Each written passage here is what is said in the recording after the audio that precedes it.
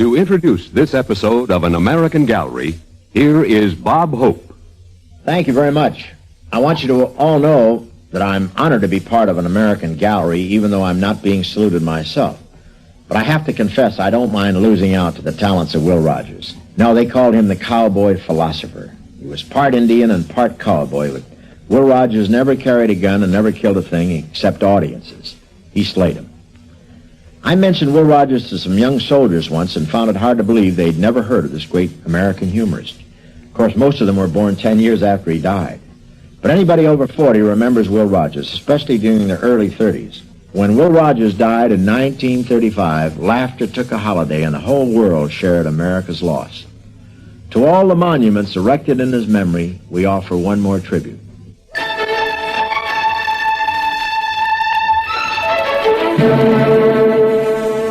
Will Rogers, cowboy, philosopher, humorist. Saluted this week on An American Gallery. Pat Buttram stars as Will Rogers in The Man Everybody Liked.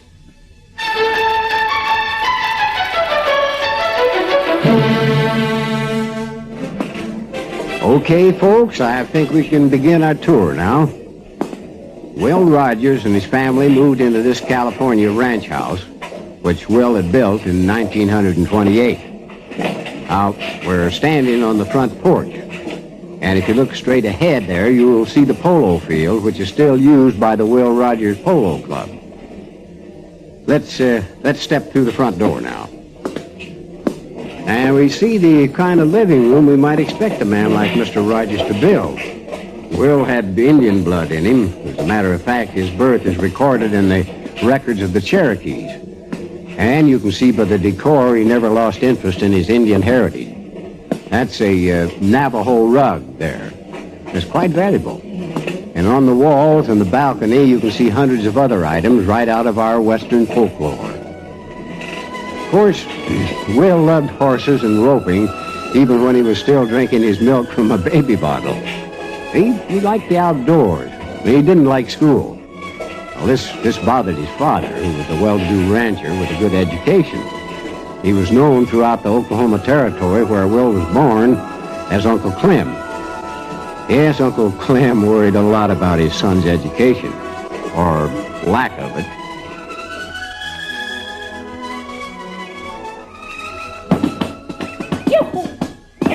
Willie! Willie! Look at that doggy, Paul. As wriggly and slippery as a greasy worm. Will you get off that horse and come over here?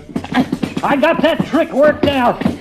I'll be pleased to show you, Paul, if you got a minute. Never mind. Eddie says he ain't never seen nobody do that. Never mind! Oh, yes, sir. Let's walk down to the barn. The new plow come in. Well, you're practically a man. You can't make your livelihood out of tomfoolery and roping. Will, what are you going to do? Now, tell me, son, what are you going to do? Well, I ain't give it much thought, Paul. That's not what Dick Paris says. Dick, you talked to him? Come here, Willie. Yes, sir? You're my only son now, Willie. Don't you know what that means to a man? I want something special for you, like your mother did. May her soul rest. You can't get it with the kind of grades I saw in that report card the school sent. Paul, about Dick Perry. Why did I have to hear it from him first, Willie? Well, I wasn't going to tell you. I was just going to leave and write you. I was afraid if I told you to your face, I'd get to feeling so mean about leaving Oklahoma I'd never go.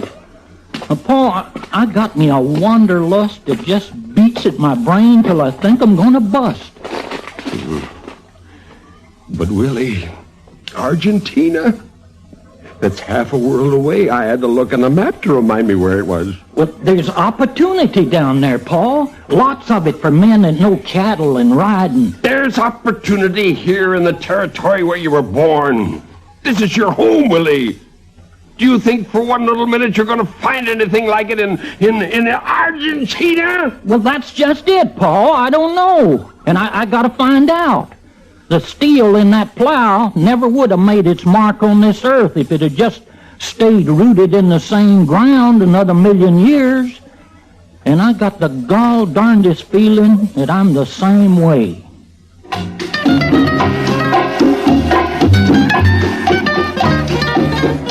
My dear Father, I guess I will get away from this country. Amen. About the 3rd of August. I've given this Argentina a trial, and I know it's no better, or for that matter, any other place any better than the United States. Just like your pa said. You don't know how good your country is till you get away from it. Underline that, Will. Underline it. I hope you don't think I'm no good because I don't keep my money. When Dick and I got work here, we only made $7 a month. But I enjoy life, and that's my policy. Dick is real homesick, so he decided not to go to South Africa with me. You can address my mail to me at Cape Town, care of the American Consul, South Africa. With all my love to a loving father, Willie. You're crazy. Do you know that, Will? You're as homesick as I am. Yeah. And when I'm home, I get travel sickness. And when you travel, you get seasick. Oh, you'll be on that boat 25 or 30 days, and you'll be so sick you won't be able to tend to the cattle. It just don't seem right. Night watchman for 500 head of cattle, 700 hardtail mules, 400 horses, and a flock of woolly sheep. Well, with a menagerie like that on deck, who's gonna know I'm seasick?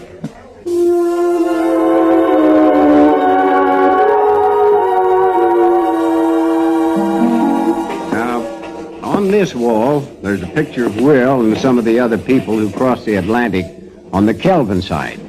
That was the name of the cattle boat.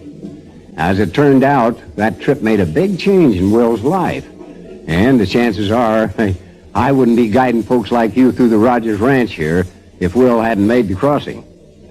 Well, after he got there, Will was hired to lead mule drives. After one of the drives, Will ended up in Johannesburg.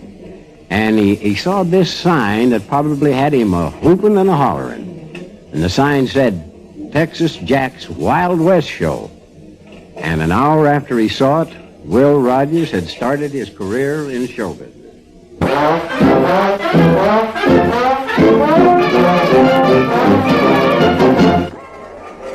Excuse me, friend, but a fellow over there tells me you're Texas Jack. Yeah, that's right. What can I... Wait a minute. Say that again, partner. Well, I just said, friend, that... That's enough! Ha ha! You're an American. Yes, sir. Indian Territory, Oklahoma. I played that territory. You must have seen the show. No, sir, I'm afraid I didn't. Well, what's the matter, boy? Ain't your family got no culture? Huh?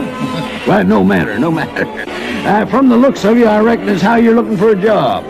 Yeah, I guess poverty speaks in a pretty loud voice. Well, can you handle a rope? Some. Here. Catch. Okay, show me. Well, I can do a crinoline. At least that's what we called it back in Claremore. I start out like this with a real small loop, you see, and I keep playing it out like this till it gets so big that I've used up all the rope like this. You want a job, you got it. You mean roping? You do anything else? No, not much of anything. Well, I ain't got no contracts. To me, a handshake's as binding as anything. You get $20 a week in the use of a sleeping car at night. Meals are on you. Deal? Yes, sir, it's a deal. Put her there. Thank you very much, sir. Is something wrong? You're good. I didn't get your name. Will Rogers. Well, you're good, Will. And now that you're working for me, I might as well tell you. I got a standing reward of 50 English pounds to anyone that can do the crinoline rope trick. Except, of course, if he comes to work for me. It's right on that sign out front. Well, Paul always told me I ought to do more reading. All right, now listen. He's got to figure a billing for you.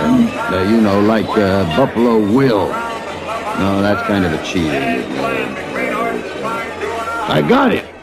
The Cherokee Kid. Fancy lasso artist and rough rider. How you like it? Just fine. I'm going to tell you something, Cherokee Kid.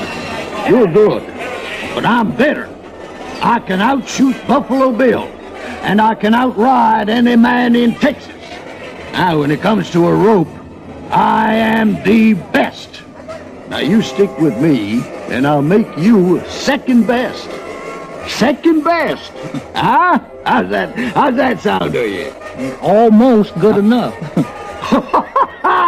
Almost. Get him, almost. All right. I'll make you second best. And it's up to you to make yourself number one.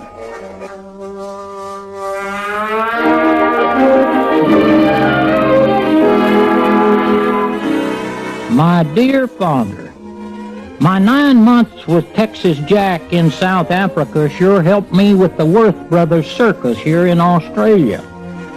The Worths have made me feel like a son. We're leaving in the morning for New Zealand, and I'll finish this letter from there.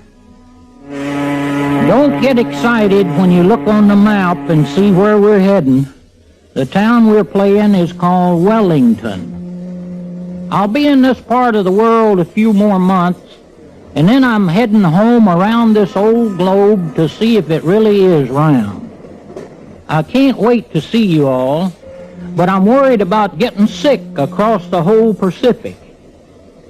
I started out traveling first class, and then I traveled second class, and then third class. And when I was companion to these she-cows, that might be called no class at all. I will write soon again to a loving father from your loving son, Willie.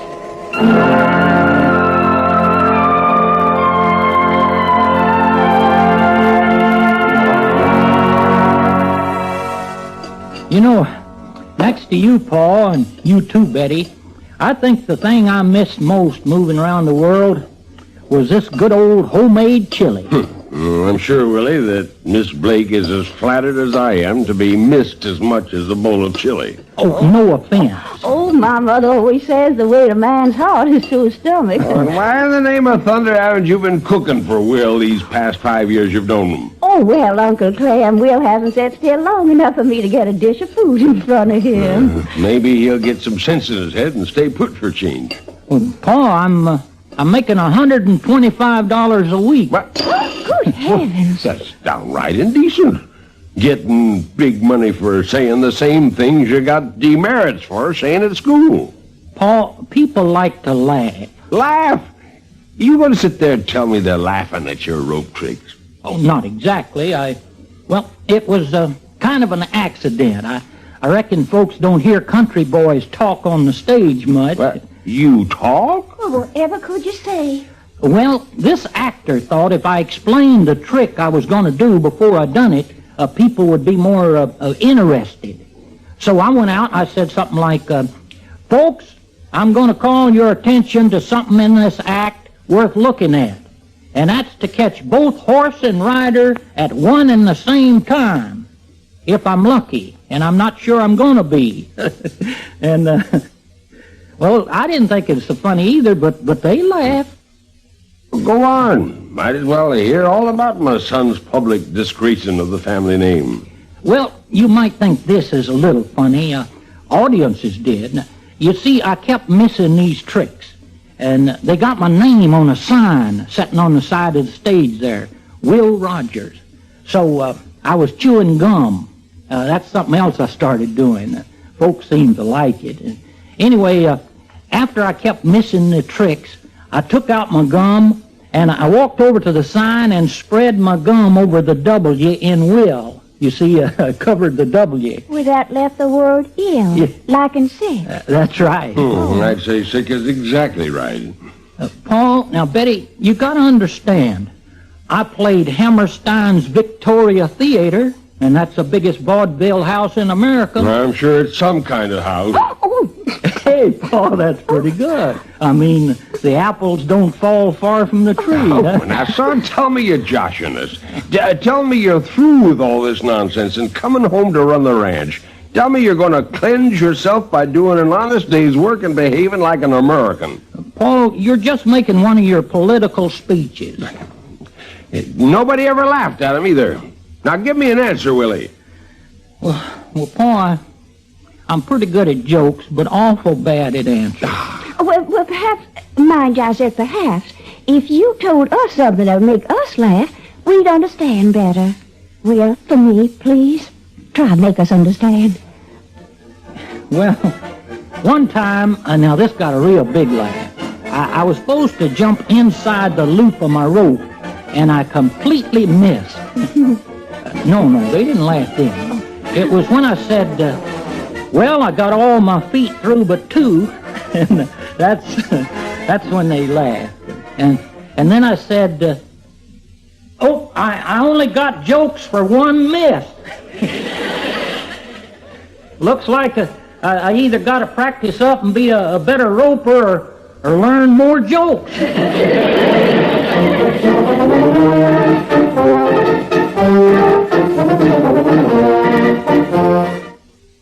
Will writes me he's now getting $150 a week.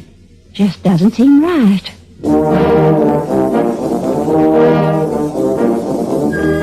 Folks, I missed roping him on the nose. Let's see if I can't throw one on his tail. Missed again. This rope might hang on if somebody's got some glue they could lend me.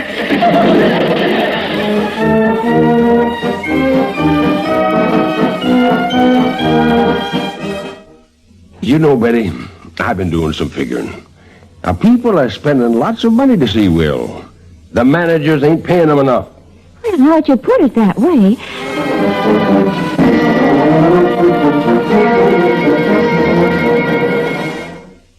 I'll get this trick yet, folks. I ain't giving up 'cause there's still hope. I suppose if there was a little better roping and a lot less hoping, we'd get out of here earlier tonight.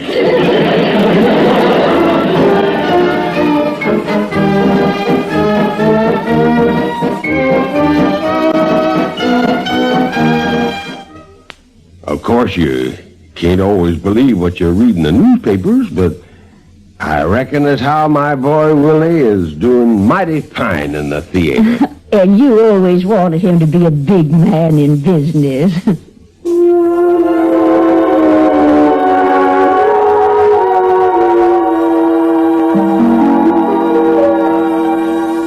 Right over here, folks, is a painting of Betty Blake.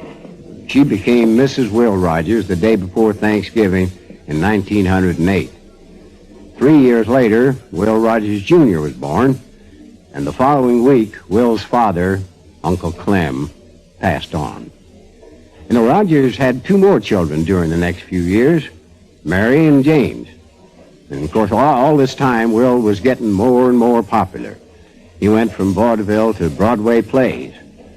But in those years, you weren't really at the top unless you worked for the man who gave Will this picture window right over here, Florence Ziegfeld.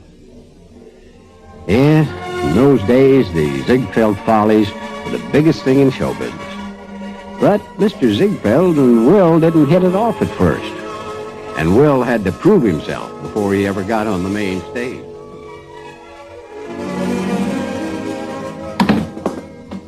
Well, Mr. Ziegfeld, good to see you again. Hope you had a nice trip. Do you always dress that way? Oh, except maybe when I'm sleeping or taking a bath. Say now, I must have sent you that note about a raise for me just before you left. I've been informed you're still working in my midnight frolics upstairs. You didn't know? I left instructions you were to be fired, Will. Fired? What'd I do? You didn't make me laugh. Oh, I see. Mr. Ziegfeld, you think that matters? I mean, seeing as how you ain't one of the paying customers? You don't seem upset. I don't believe in getting riled. And besides, I've changed the act quite a bit in the last few weeks. Betty, that's my wife, she gave me the idea of talking about things in the newspaper, sort of giving my ideas on the news. And it's been going over pretty good. Just the kind of thing you need for the Follies. You in the Follies? It's kind of an ambition of mine, Mr. Ziegfeld. Oh, I take it all back. You can make me laugh. And no comedian's ever done that. Well, I seen the latest edition, Mr. Ziegfeld. I think a few laughs might spark it up a bit. I want girls in the Ziegfeld Follies, Will, not gags. What could you do on a stage full of beautiful women? Oh, I'd think of something. Well, I'll catch you at the Frolics show tonight. Then you'll consider moving me into the Follies? Will, I'm a busy man. Yes, sir, Mr. Ziegfeld. I'll be on the way. And I'll see you at the midnight show. Will. Yes, sir? As I said, nothing personal. It's just that I don't laugh at comedians. Well, now, I ain't rightly a comedian. I'm just a country boy trying to get along. And I've been eating pretty good, and the reason is I intend staying a country boy. Well, just so we understand each other. I never met a man I didn't like, Mr. Ziegfeld. And I sure don't intend starting as you. Good morning.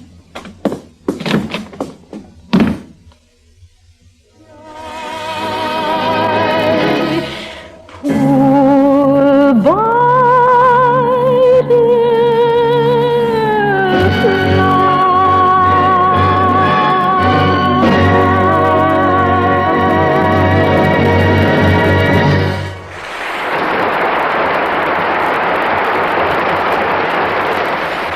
Ladies and gentlemen, the newest star of the Ziegfeld Follies, And the ugliest.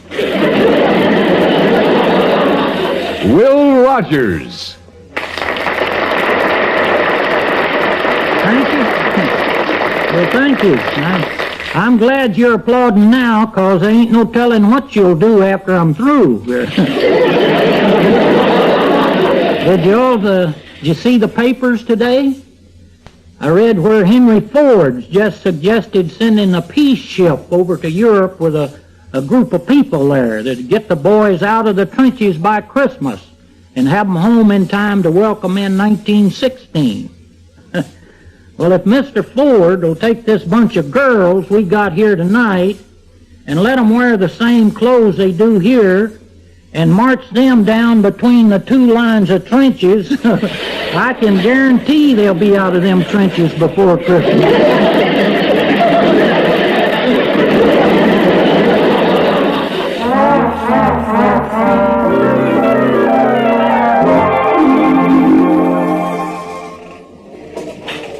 Will Rogers once said that the three biggest things that ever happened to him as far as his career was concerned were when he joined Texas Jack's Wild West show over in South Africa, the first time he talked on a stage, and when he joined the Ziegfeld Follies. Of course, you all know how Will went on to acting in the movies, doing a radio show, and writing a newspaper column. And he enjoyed all of it, because he enjoyed people. And Will never lost the wanderlust. Right after he finished his last movie, Steamboat Round the Bend, he really got itching to travel again.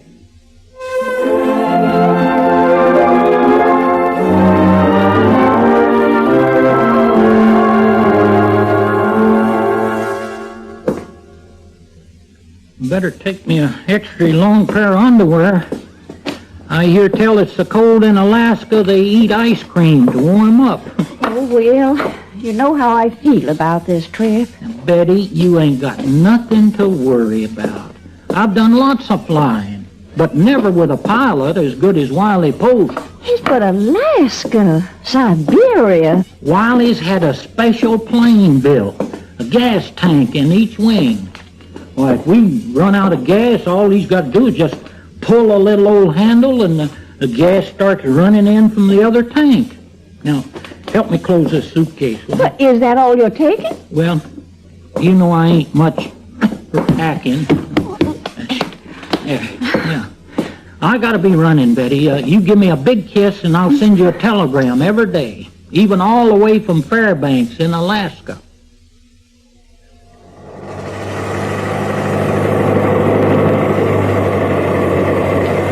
You sure about this, Will? I just sit and look at the scenery. You do all the work, Wiley. Weather report said the fog is impossible. Well, what do you think? I think we can do it. Wiley, if it's okay with you, it's okay with me. Then we're off.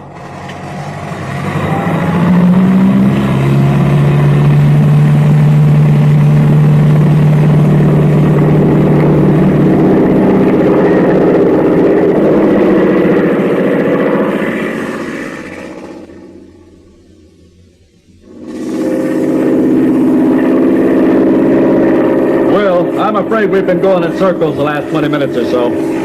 Wiley, over there, a hole in the fog. I see it. Looks as flat as my polo field down there. There's a tent or an igloo. I'm going down.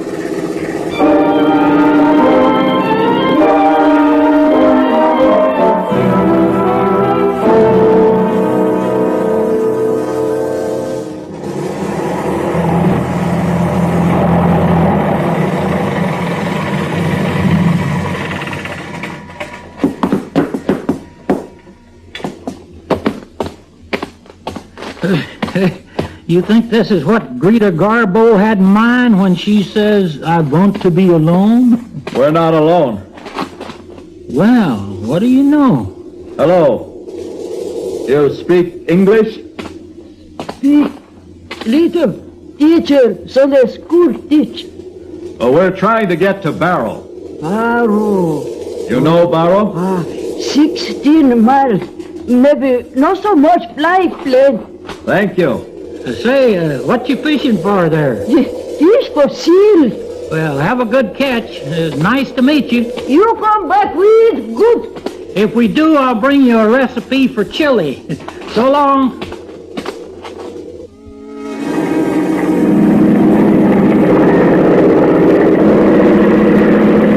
About 16 miles. Shouldn't take more than a few minutes. What's that? I don't know. You got gas? Should have. The other tank. It's on. No good, Will. It's no good. Tail's dropping. We're gonna hit. We're gonna hit.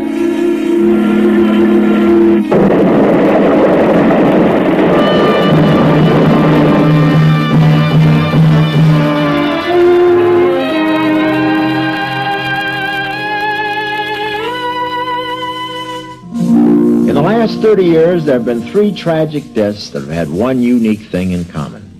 People still remember where they were and exactly what they were doing when they heard the sad news. The 3 men are President Kennedy, President Roosevelt, and Will Rogers. Will Rogers once said that all he knew was what he read in the newspapers. But no newspaper ever taught him how to make a world laugh and love him. He communicated with people everywhere as no man before him or since ever has. America was a part of Will Rogers, and somehow he embodied the very spirit of his country. This has been another portrait in an American gallery. Today, the man everybody liked, starring Pat Buttram as Will Rogers. Featured in the cast were Forrest Lewis, Nelson Olmsted, Jack Edwards, Carl Swenson, Athena Lord, and David Gothard. Sound by Gene Twombly. The story was written by Robert M. Young, produced and directed by William Lally. Art Ballinger speaking. This is the United States Armed Forces Radio Service.